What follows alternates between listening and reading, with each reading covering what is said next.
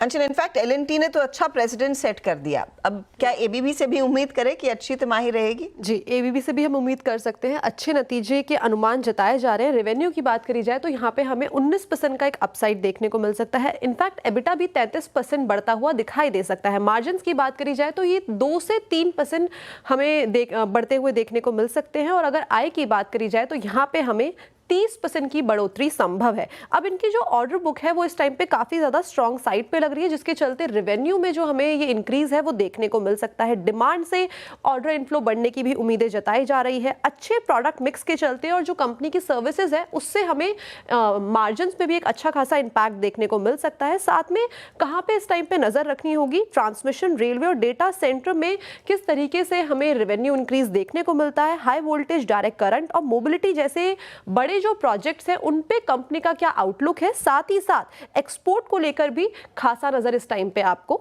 रखनी होगी।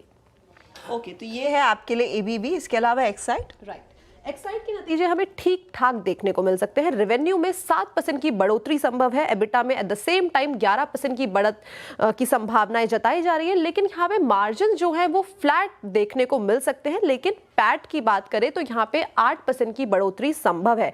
जो 2 व्हीलर की डिमांड है वो अच्छी रह सकती है, जिसके चलते रेवेन्यू में हमें खासा इंपैक्ट देखने को मिल सकता है। लेकिन जो 4 व्हीलर है वो यहाँ पे उसकी डिमांड की अगर बात करी जाए तो वो भी कहीं ना कहीं फ्लैट साइड पे दिखाई दे रही है।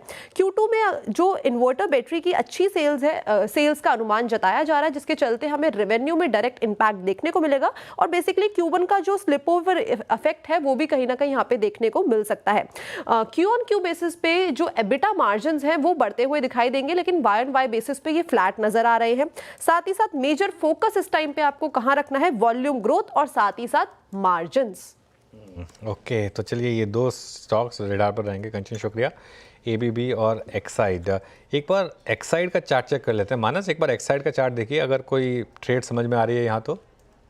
देखिए, पैटर्न तो वीक है। हालांकि ये जरूर है कि 200 डे मूविंग एवरेज पे कोशिश कर रहा है स्टॉक बॉटम बनाने की, लेकिन अभी जब बाउंस बैक देखने को मिला तो 10 डे मूविंग एवरेज के ऊपर भी स्टॉक नहीं निकल पाया।